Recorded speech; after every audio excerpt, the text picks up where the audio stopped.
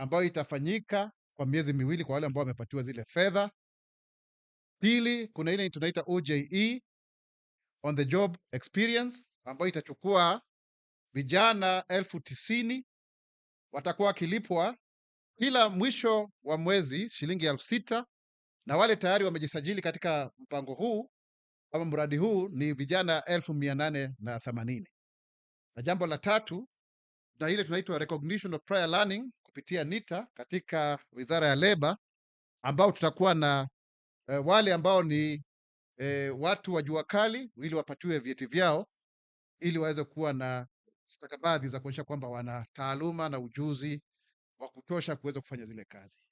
Na ni vizuri tuseme hii OJE ambayo itaanza miezi 6, hususan ni kuhakikisha kwamba tunaweza kuwachukua wale business development trainers pamoja na maafisa wa ngazi za serikali ambao wanashughulika katika mradi huu wa Nyota, na pia wanabiashara wa yale maeneo, kwa sababu hao ndio wanajua zaidi ili kiini na kisa na maana kwa nini mradi huu ama vile ambavyo watu wanaweza kufanya kazi katika biashara zile ndogo ndogo. Kwa hiyo ni mradi mzuri zaidi, na wale ambao wanakosoa wapinzani wetu wakisema pesa za Benki Kuu ya Ulimwengu, tunashirikiana kuhusu mambo kama haya. Jambo lingine pia, tukipitia katika ile youth fund, tunataka kupatiana pesa ile inaitwa soft loan kwa vijana, pesa nzuri sana, vijana ambao wataweza kufaidika.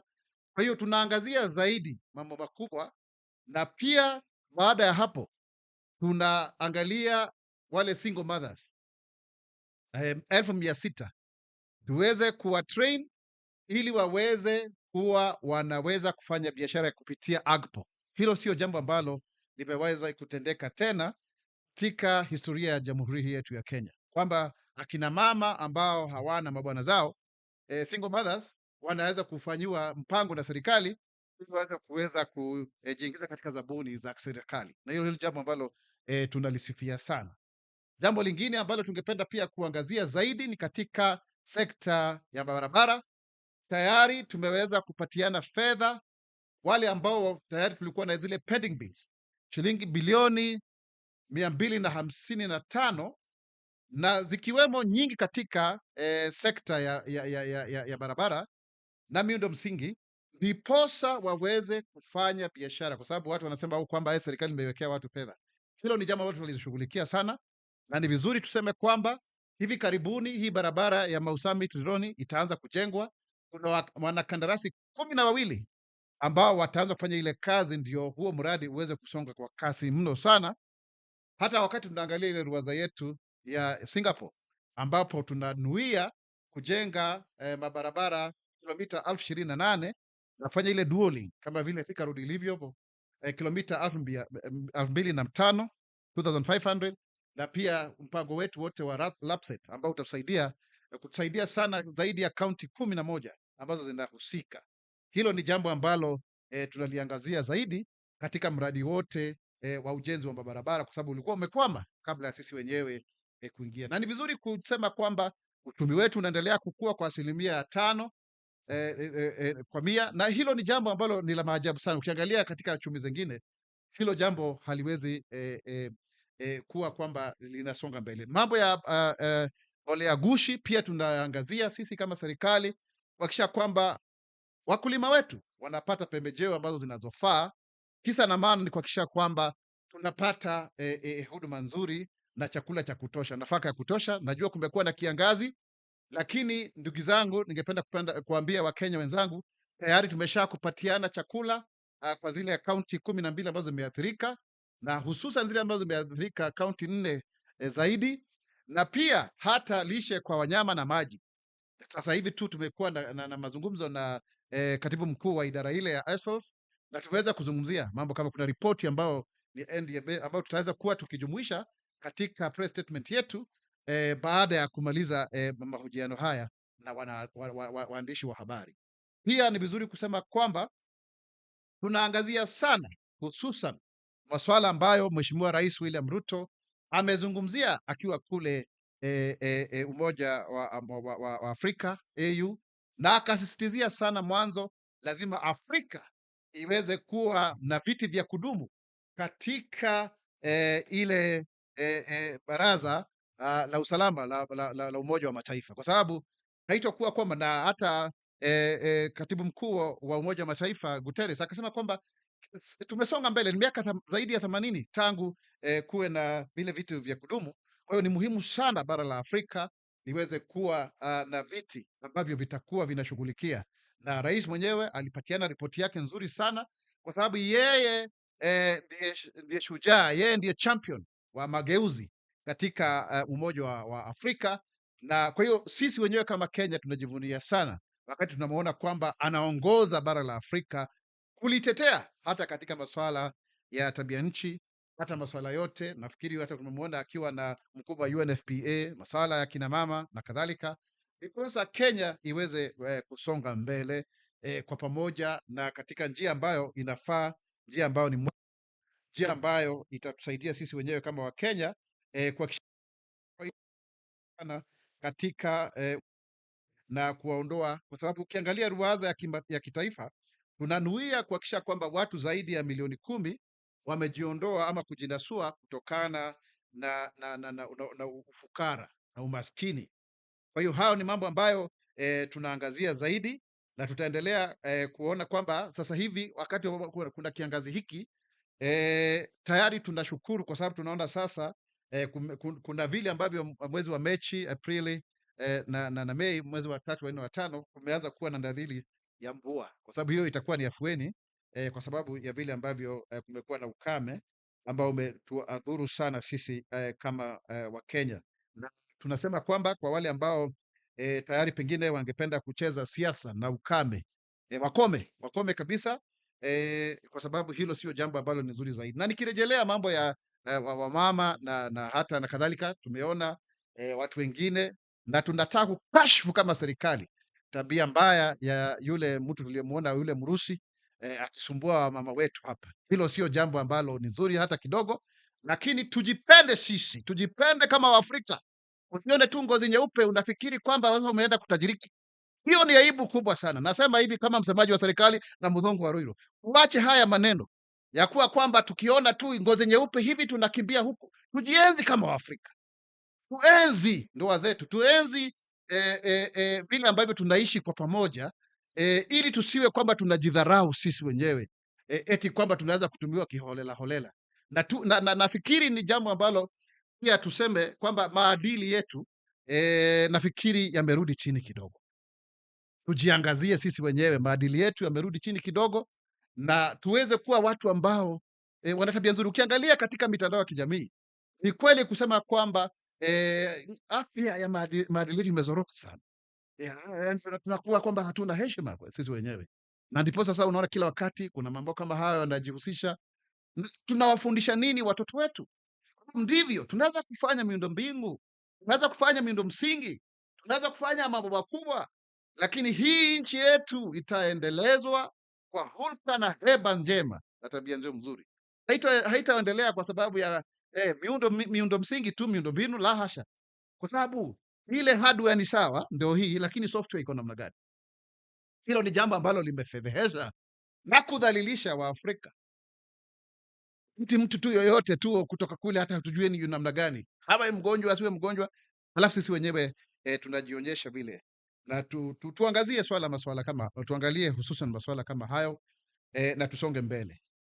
Jambo pia lingine ambalo ningependa kusema kwamba ni sisi wenyewe tuangazie zaidi katika mambo makubwa ambayo serikali imeweza kufanya, kwa sababu ukiangalia hata katika National Securities Exchange wiki iliyopita, zile fedha ambazo zimeweza kuhodhiwa ni zaidi ya bilioni 220. Nakwambia haijawahi kutendeka jambo kama hilo. Kumaanisha nini? Kwamba uchumi wetu umeweza kuimarika. Kuna wale ambao walikuwa wanasema kwamba hakuna fedha za kutosha, uchumi umezorota, lakini tukiangalia takwimu zinatupatia jambo ambalo zingine ni tofauti. Kwa hiyo hilo ni jambo zuri zaidi. Vijana wetu uingie katika biashara zinafanya vizuri, kama vile nilivyosema hapo awali. Youth Fund inatukupatia mpaka hadi shilingi milioni 2, na ile riba ya single digit kwamba haijafika 10%, 9% kurudi chini. Hilo sio jambo la kawaida. ili watu waweze kuhakikisha kwamba mambo yanasonga mbele. Na huu ni ushirikiano kati ya Youth Fund na One Acre Fund, tupande program. Kwa hivyo watu waingie kwa mambo kama hayo ambayo yataweza kutusaidia kusonga mbele. Kenya itainuka, Kenya itasimama, Kenya itanawiri pamoja na uzalendo. Mimi ni Mkenya mzalendo. Je, wewe? Mimi ni Mkenya mzalendo daima.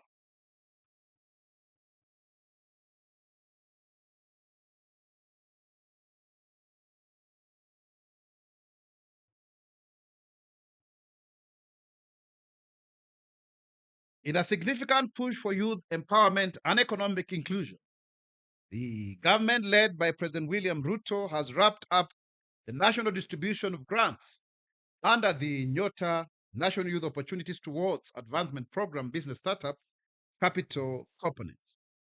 This initiative, designed to help young Kenyans entrepreneurs launch or grow their ventures, has been rolled out across all counties with a focus on transparency, accountability, and inclusivity, even extending to persons with disabilities and the refugee communities in some areas. The program complements other government efforts like affordable housing and Kazi Maju, aiming to foster job creation and local economic growth. The first phase concluded on 12 February. 121,800 beneficiaries nationwide have received a total of 2.586 billion Kenya shillings in grants, ensuring equitable distribution across all regions. They've also received business training, financial literacy, and will continue receiving business mentorship. Additionally, the Nyota project has another component on the job uh, uh, um, experience, OJE, a government initiative supported by the World Bank, providing 6 months of OJE apprenticeship for 90,000 vulnerable youth aged between 1829 and up to 35 years for youth with disabilities to gain technical skills and a monthly stipend of Kenya shilling 6,000. The program targets from 4 and below education levels, focusing on sectors like mechanics and construction. This is a key intervention under the Nyota project, focusing on youth employability through apprenticeship and workplace-based learning, empowering youth across the 47 counties through structural workplace learning. The program leverages master craftsmen and employers to ensure participants acquire local, practical, industry relevant skills. Let me explain this very clearly. We've just finished that first phase of Nyota. So what's next? In the next 2 months, there is going to be a mentorship program between those who are beneficiaries and business development trainers, the youth officers, and the local businesses to see how the businesses are doing very well or how they need to be improved. So they'll be visiting businesses in the next 2 months. At the same time, we are rolling out the on-the-job experience, which is a 6 months program for those who have applied, and the deadline has been extended, by His Excellency the President, and it will target 90,000 youth who will be paid 6,000 shillings every month. And this is from 4 leavers and below. Already 880,000 people have applied. The third component, which is very important, is recognition of prior learning, where we are going to issue certificates to those who are already in the profession, like mechanics, craftsmen, plumbers, all of those that require to be recognized because they already have the experience. You will agree with me that more often than not, you find people who have more experience than what we teach in schools.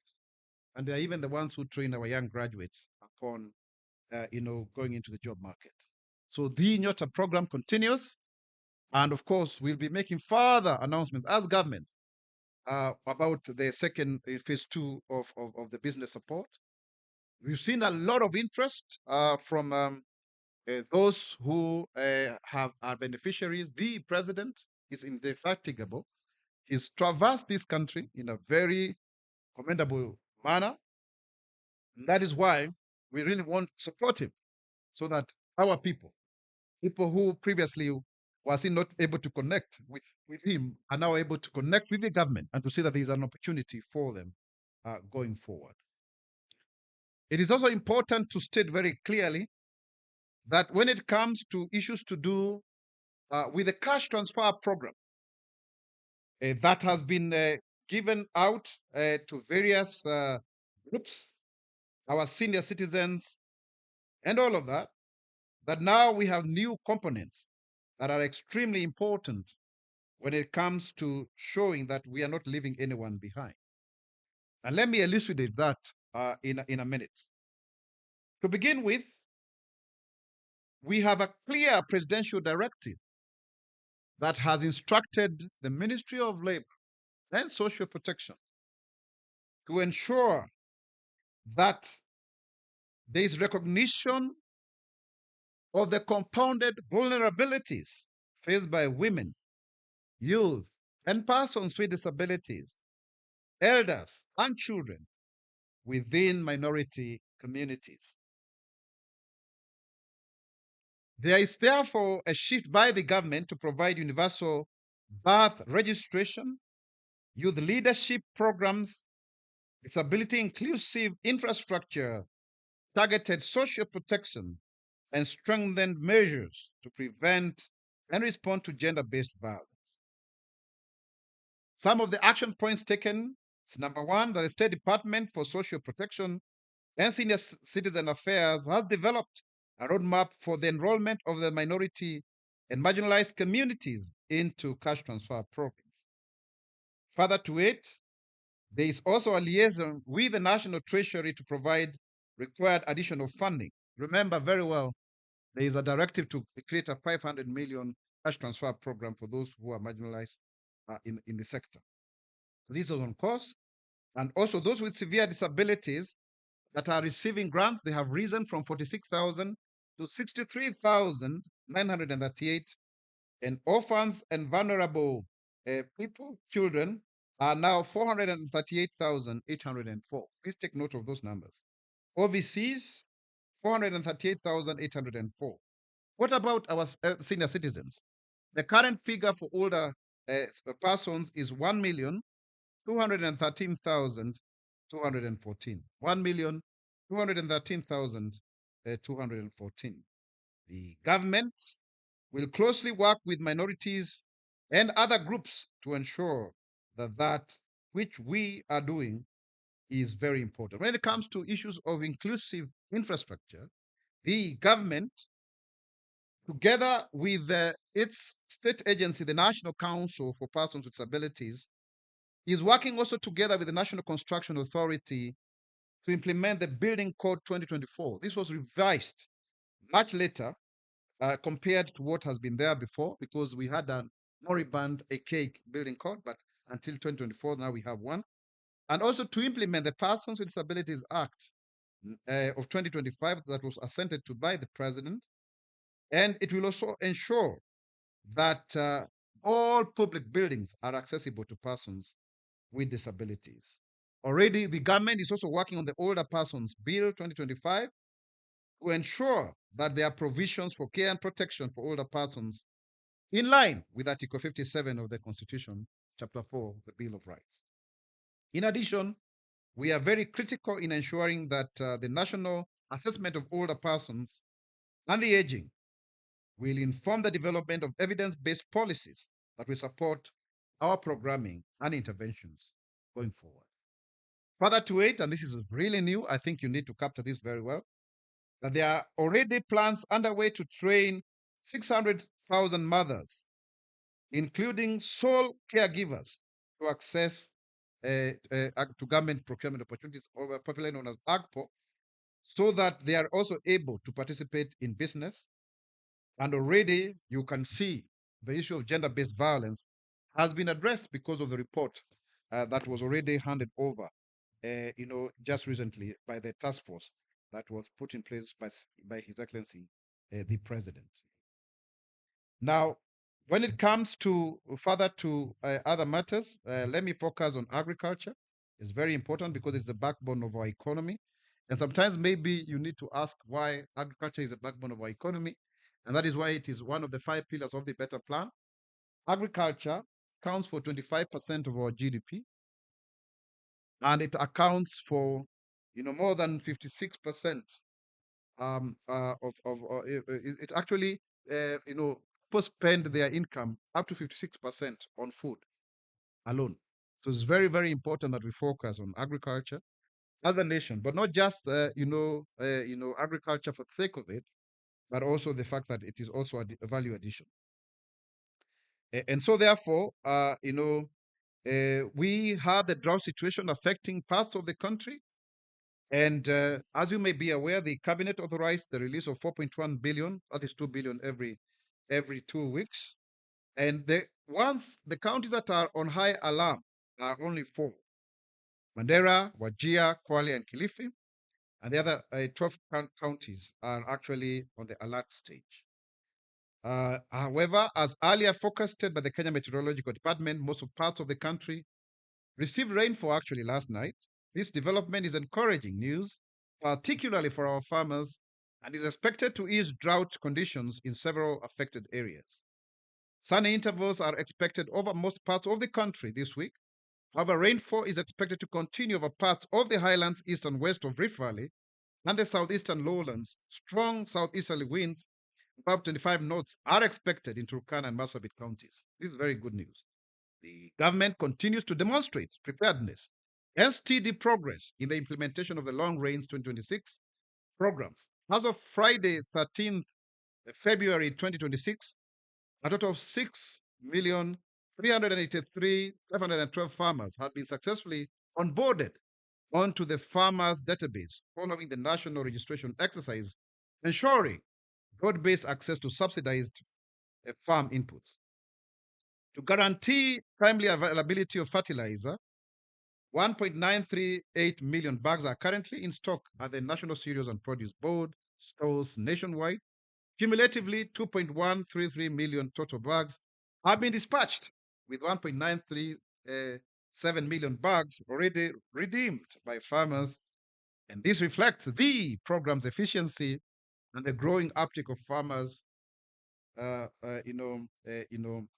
the country. Through the e-voucher system, the government has issued 15.779 million vouchers, with 330,482 vouchers redeemed to date.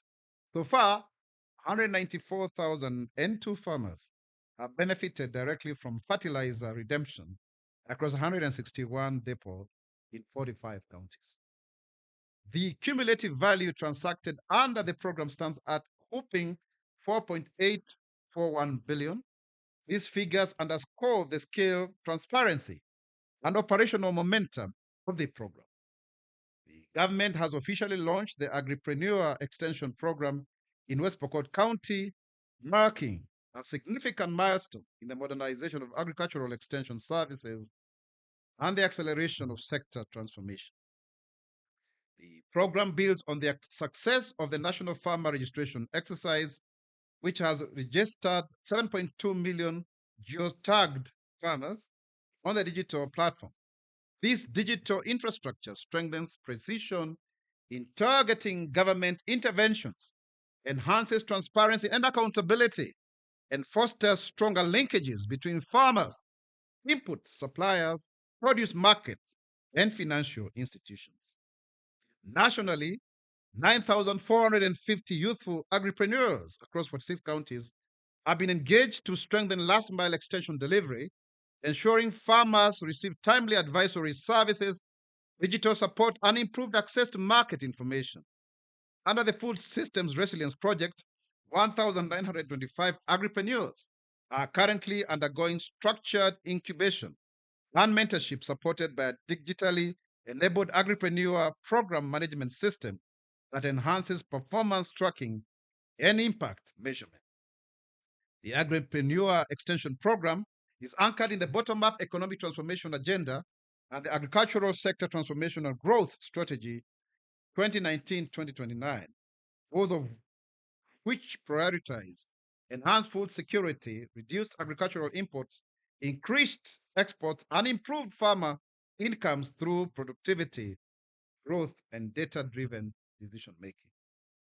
government remains committed to building a modern, resilient, and technology-enabled agricultural sector that empowers farmers, creates jobs for young people, and drives inclusive economic growth. On infrastructure, for Kenya to move towards a first world status, as now famously known by many, Singapore, these four pillars. We need large scale infrastructure, and a flagship project exemplifying the vision is a 750-kilometer Isiolo Mandera Highway, part of the Horn of Africa Gateway Development Project. This 100 billion initiative represents the longest single road construction undertaking in Kenya's independent history, addressing decades of underdevelopment in northern Kenya.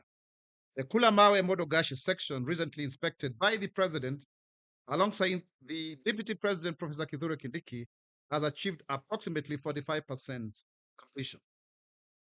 The corridor spans from Isiolo through Kulamawe, Modogashi, Swain, Samata, Wajir, Kabaj, Kotulo, Kobo, Belwak, Gare, Ramu to Mandera. I think you know that famous thing. Itoke Gare, Iende Ramu. You know that one.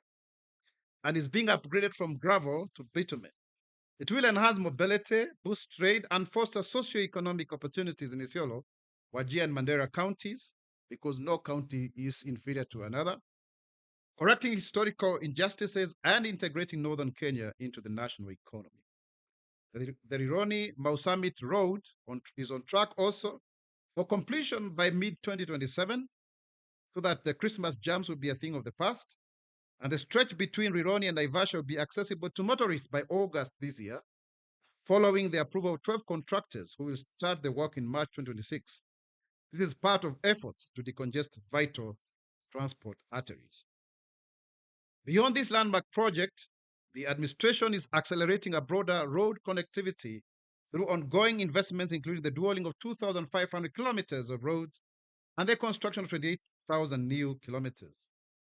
At the center of this transformation is the Lapset Corridor project, estimated at a cost of 1.5 trillion, and recognizing this as one of the most impactful components of the 9 priority highways under the Africa Agenda 2063. This will unlock opportunities for all Kenyans, from urban centers to historically marginalized areas. And our president is the chairman of PIDA about issues of transport across Africa.